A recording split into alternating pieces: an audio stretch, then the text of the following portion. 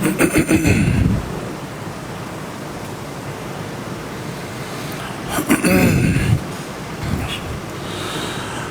الحمد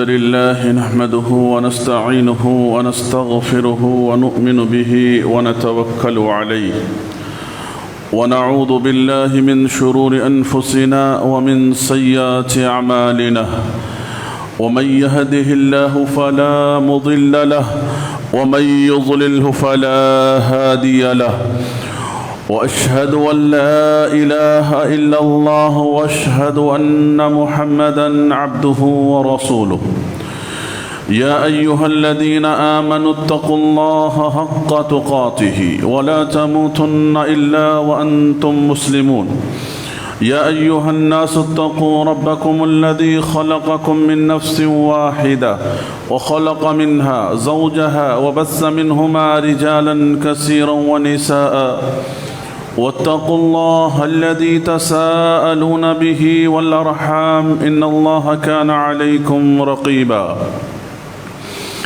يا أيها الذين آمنوا اتقوا الله وقولوا قولا سديدا يصلح لكم أعمالكم ويغفر لكم ذنوبكم ومن يطع الله ورسوله فقد فاز فوزا عظيما أما بعد فإن خير الحديث كتاب الله وخير الهدي هدي محمد صلى الله عليه وسلم والشر الأمور محدثاتها وكل محدثة بدعة وكل بدعة ضلالة وكل ضلالة في النار أعوذ بالله من الشيطان الرجيم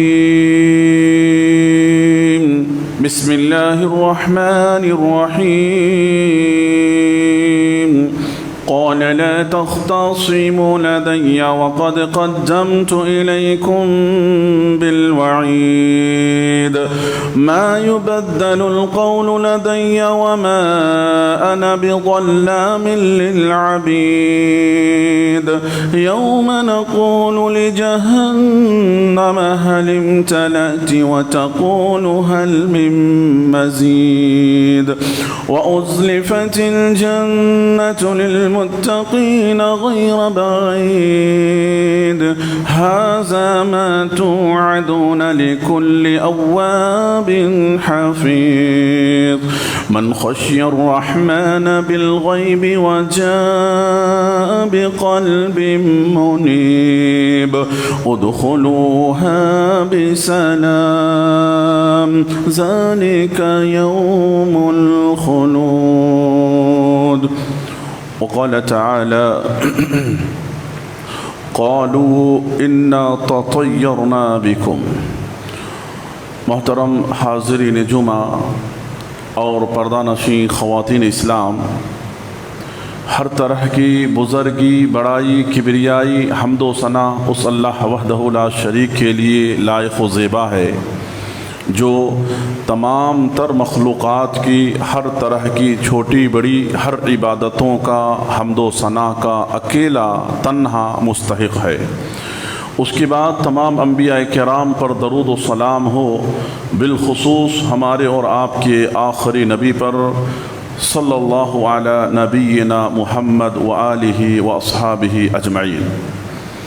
محترم حاضرین جمعہ، اللہ کے فضل اور اس کے احسان سے آپ لوگوں کے سامنے جس موضوع کو لے کر میں کھڑا ہوا ہوں کچھ بات کرنے کے لیے، وہ موضوع ہے اسی مہینے سے تعلق رکھنے والا، یعنی کیا ماہ سفر کا مہینہ نحوست والا مہینہ ہے یا ماہ سفر کا مہینہ بے برکتی کا مہینہ ہے؟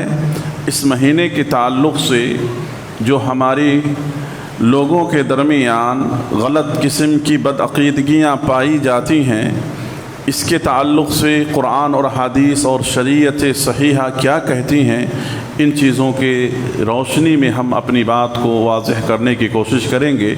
اللہ سے دعا ہے کہ اللہ تعالی ہم تمام کی ہر طرح کی بدعقیدگیوں سے اللہ ہماری حفاظت فرما، آمین۔ محترم حضرات،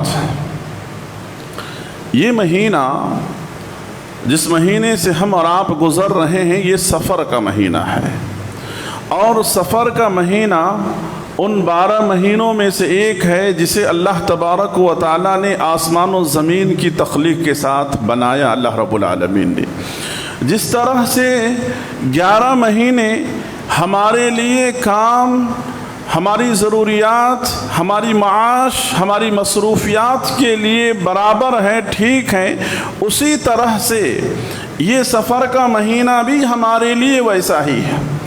اس مہینے میں ایسی کوئی نحوست نہیں، ایسی کوئی خیر سے خالی دن نہیں، یا کوئی بھلائی سے خالی دن نہیں، بلکہ ان مہینوں میں بھی وہی خیر ہے، وہی بھلائی ہے، وہی اچھائی ہے جو اللہ تبارک و تعالیٰ نے دوسرے ایام اور دوسرے دنوں میں اللہ رب العالمین نے رکھا ہے۔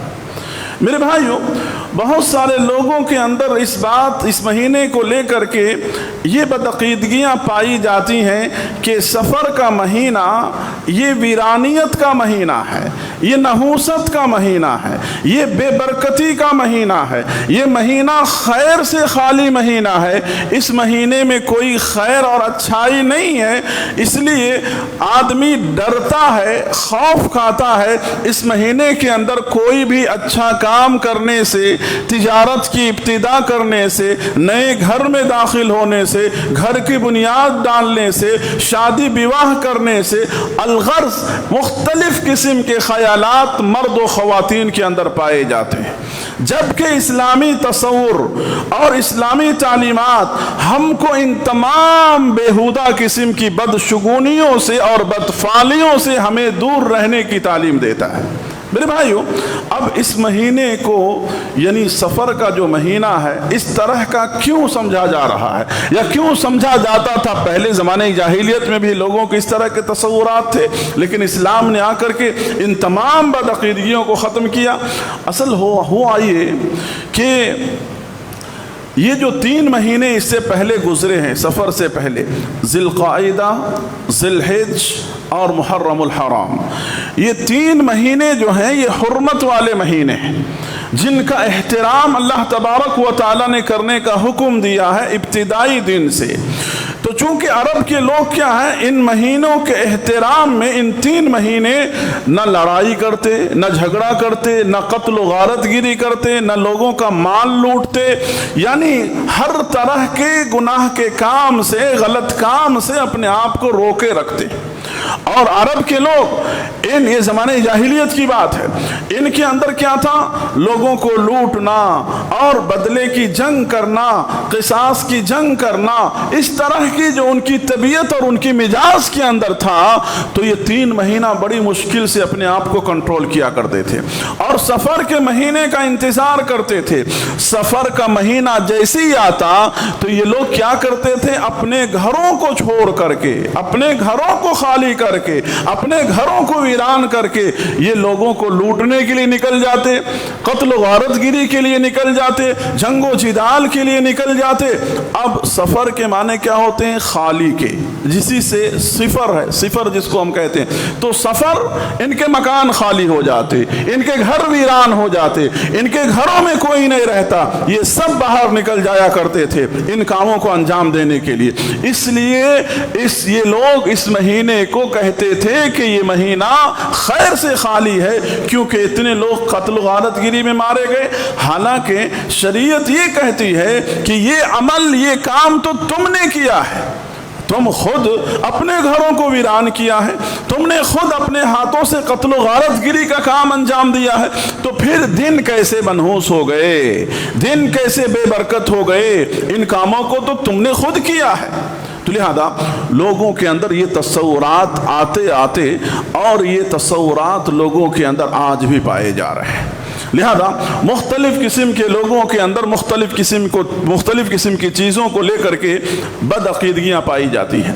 بعض لوگ بعض مہینے کو منحوس سمجھتے ہیں، بعض لوگ بعض دنوں کو منحوس سمجھتے ہیں۔ جیسے بعض لوگوں کا عقیدہ ہے کہ ہفتے میں منگل کا دن بڑا منحوس دن ہے، ولیعوذ باللہ۔ منگل کے دن یعنی کوئی اچھا کام نہیں کرنا، یہ تصور ہے۔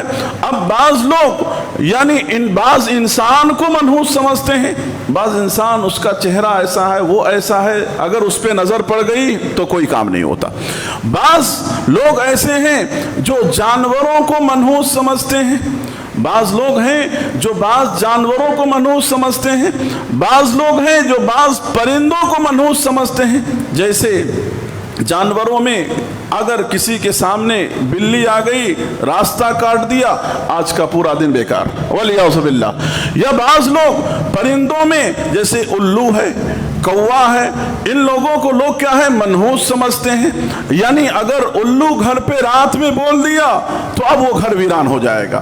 کیوں کہ الو اللہ کی وہ مخلوق ہے جو اندھیرے میں جینا جانتی ہے، ان کو روشنی میں اس کی زندگی وہ نہیں گزار سکتی ہے، اس لیے لوگ اس کو منحوس سمجھتے ہیں۔ تو اس طرح کی بعض لوگ ایسے ہیں جو اگر کوئی عورت بیوہ ہو گئی، شوہر کا انتقال ہو گیا، اور وہ عورت اگر کسی خوشی کی محفل میں آ گئی تو لوگ سمجھتے ہیں کہ یہ نحوست لے کر کے آ گئی اور یہ خوشی کیا ہے برابر اور مکمل نہیں ہوگا، تو بعض لوگ بیوہ عورت کو منحوس سمجھتے ہیں۔ بعض لوگوں کے تصورات یہ ہے کہ گھر کے اندر جو چھپلک ہوتے ہیں، اگر رات میں یا مغرب کے بعد اگر وہ آواز کرے تو اس گھر کے اندر کوئی بلا آنے والی ہے، مصیبت آنے والی ہے، ولیعوذ باللہ۔ یہ چند کچھ باتیں، کچھ لسٹ تھا جو میں نے آپ کے سامنے بیان کیا۔ اس طرح کی بدعقیدگیاں ہماری قوم کے اندر، جس قوم کو کہا گیا کہ ہر معاملے میں اللہ پہ توکل ہونی چاہیے، اللہ پہ بھروسہ ہونا چاہیے، اور بنیادی عقیدہ جو قرآن اور حدیث نے ہم کو سکھلایا ہے وہ کیا ہے؟ اس کائنات کے اندر کوئی بھی خیر جو ہم کو نصیب ہوتا ہے وہ اللہ کی طرف سے، کوئی بھی شر اگر ہماری زندگی میں آتا ہے تو وہ اللہ کی مشیت سے آتا ہے۔ لہذا اللہ نے کہا قل اللہم مالک الملک، اے نبی کریم صلی اللہ علیہ وسلم آپ کہہ دیجئے قل اللہم مالک الملک تؤتی الملک من تشاء، آپ کہہ دیجئے کہ اللہ تبارک و تعالیٰ کے لیے بادشاہت ہے، شہنشاہت ہے، اللہ جس کو عزت دینا چاہے وتعز من تشاء وتذل من تشاء بیدک الخیر، اللہ کے ہاتھ میں عزت دینا، ذلت دینا یہ اللہ کے ہاتھ میں ہے، سارے خیر کے خزانے اللہ کے ہاتھ میں۔ اب ہماری اور آپ کی زندگی میں جب قرآن اور حدیث نے تصور بیان کر دیا کہ جو بھی بھلائی آتی ہے، جو بھی برکت آتا ہے، جو بھی خیر آتا ہے وہ اللہ کی طرف سے ہے۔ یہ الگ بات ہے کہ ہماری زندگی میں اگر کوئی شر آ جائے تو ہم اللہ کی طرف ڈائریکٹ اس کا نسبت نہیں کرتے ہیں، اور اللہ تبارک و تعالیٰ کی طرف اس نسبت کو کیے بغیر ہم اپنے اعمال اور شیطان کی طرف اس شر کو ہم منسوب کرتے ہیں۔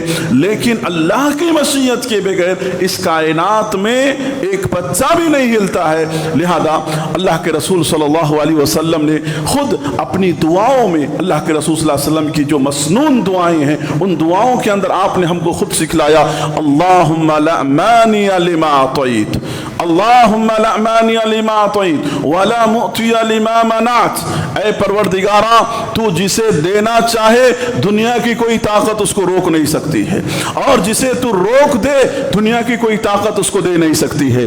اللہ کے رسول صلی اللہ علیہ وسلم نے خود بیان فرمایا کہ اللہ کے بندوں اگر ساری مخلوق مل کر کے تمہیں کوئی چیز دینا چاہتی ہے یا کوئی نقصان تم کو پہنچانا چاہتی ہے، اگر اللہ کی مرضی اور مشیت نہیں ہے تو کوئی دنیا کی کوئی طاقت تم کو نقصان نہیں پہنچا سکتی ہے، اور اگر کوئی مخلوق تمہیں کچھ دینا چاہتی ہے اور اللہ اگر دینا نہیں چاہتا ہے تو پوری مخلوق مل کر کے تمہیں ذرہ برابر بھی کچھ عطا نہیں کر سکتا ہے۔ تو یہ بنیادی عقیدہ ہے، جو اس بنیادی عقیدے کو محترم بھائیو یاد رکھو کہ جو بھی خیر ہے، جو بھی بھلائی ہے وہ تمام کی تمام اللہ کی طرف سے ہے، کوئی مہینہ منحوس نہیں ہے، کوئی دن منحوس نہیں ہے، کوئی دن خیر سے خالی نہیں ہے، اور نہ ہی کسی مخلوق کے اندر اللہ تبارک و تعالیٰ نے نحوست رکھا ہے، نہ ہی یعنی کسی انسان کے اندر، نہ کسی جانور کے اندر، نہ کسی پرندے کے اندر، نہ کسی اور چیز کے اندر۔ اگر کوئی آدمی اس طرح کا عقیدہ رکھتا ہے تو گویا اس نے شرک کیا، اس نے شرک کیا۔ اللہ کے رسول صلی اللہ علیہ وسلم نے ارشاد فرمایا کہ لا طیارہ، کوئی بدشگونی نہیں ہے، کوئی بدفعلی نہیں ہے۔ اللہ کے رسول صلی اللہ علیہ وسلم نے کہا لا طیارہ، کوئی بدشگونی نہیں ہے، کوئی بدفعلی نہیں ہے۔ اور مزید اللہ کے رسول صلی اللہ علیہ وسلم نے کہا والطیارۃ شرک، والطیارۃ شرک، اللہ کے رسول صلی اللہ علیہ وسلم نے کہا کہ بدشگونی لینا، بدفعلی لینا، یہ کیا ہے؟ یہ شرک ہے۔ اور اگر کسی نے ایسا عمل کیا اور اسی حالت میں اس کی موت ہوئی تو اس کی موت شرک کی حالت میں گویا ہوئی۔ اب کیسے؟ مثال کے طور پر کوئی آدمی سویرے اپنے گھر سے نکلا اور کسی مخلوق سے سمجھیے وہ بدشگونی یا بدفعلی لے رہا ہے، اس کے راستے میں کالی بلی آ گئی۔ اب بیچارہ آج کا دن پورا برباد ہو گیا، یہ سوچ کر کے واپس آ جاتا ہے۔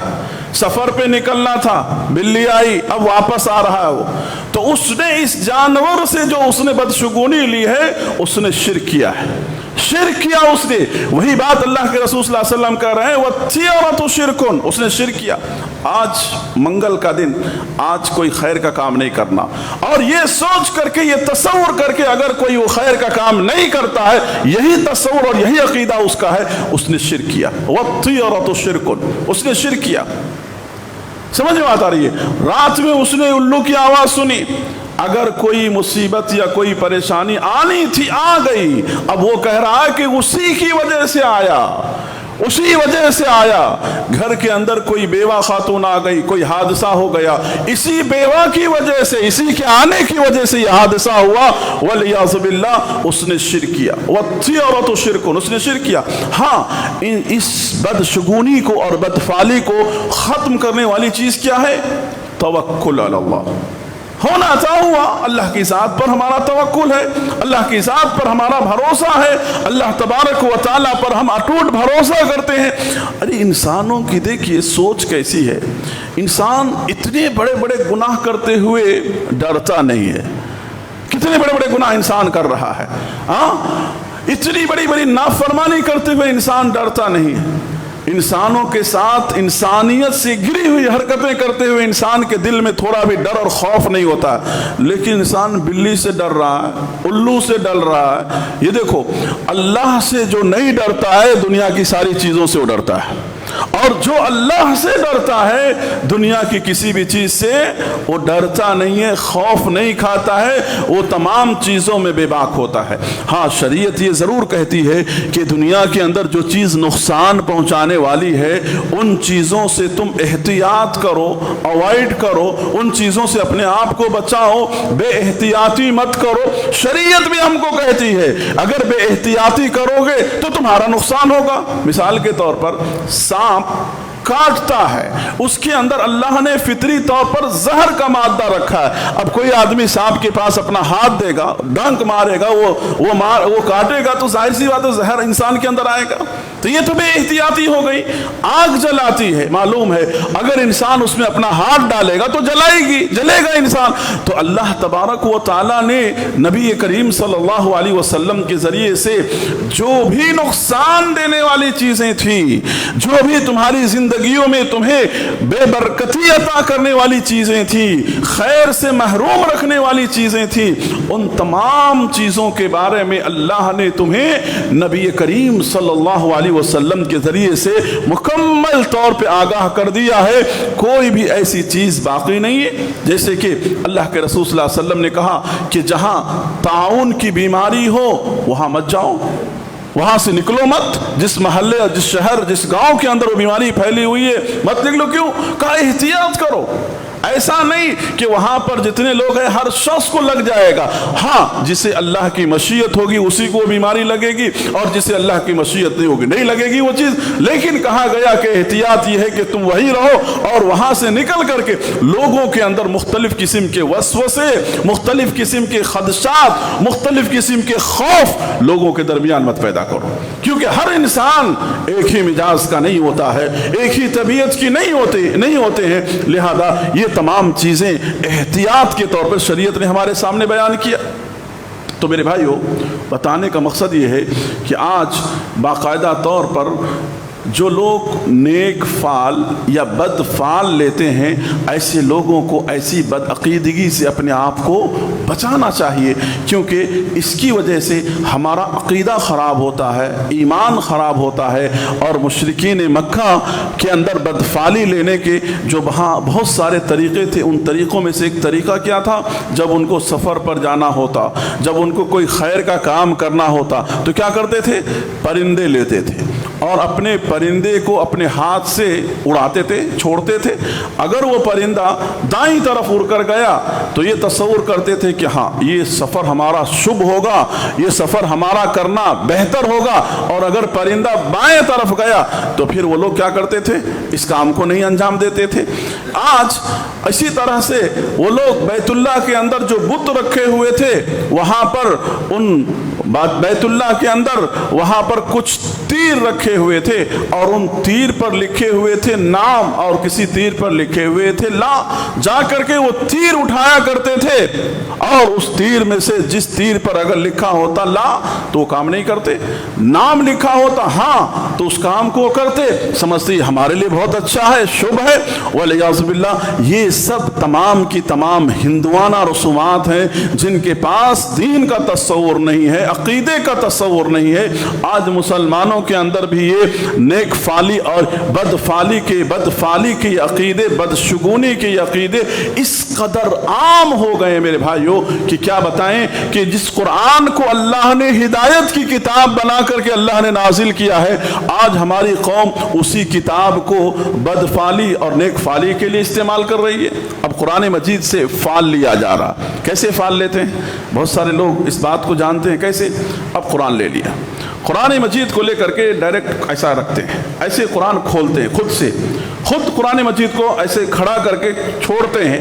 اب قرآن مجید جیسے ہی کھلے گا تو دائیں طرف کی جو سب سے پہلی آیت ہوگی، اب اس آیت میں جو کہا جائے، کوئی کام کرنے کو کہا جائے تو کریں گے، اگر کسی ایسی حکم ہے جہاں منع کیا گیا ہے یا کوئی بات کہی گئی ہے تو ان چیزوں کو لے لیتے ہیں۔ تو اس طرح سے قرآن مجید کی آیتوں سے بھی سمجھ لوگ بدفعلی والا کام سب والعیاذ باللہ، جس کتاب کو اللہ نے کتاب ہدایت بنایا اس طرح کر رہا ہے۔ اور آپ لوگوں کے اندر دیکھتے ہوں گے کہ آج جو غیروں کا رسوم ہے، واسطوں کا، والعیاذ باللہ، آج ہماری قوم کے اندر بھی کیا ہے؟ یہی چیز ہے نا کہ کدھر دروازے کا رخ ہونا چاہیے، کدھر ونڈو کا رخ ہونا چاہیے، کدھر یہ ہونا چاہیے۔ یہ تمام تر چیزیں کیا ہیں؟ یہ ایسی بدعقیدہ چیزیں ہیں جو ہمارے ایمان کو، عقیدے کو پوری طرح سے متزلزل کر دیتی ہے۔ اور آج غیروں کے پاس ہم جاتے ہیں، جو بدفعلی پرندوں کے ذریعے سے، طوطوں کے ذریعے سے، راستے اور چوراہوں پر جو بھکاری بیٹھے ہوتے ہیں، ایسے لوگوں کے پاس ہم جاتے ہیں۔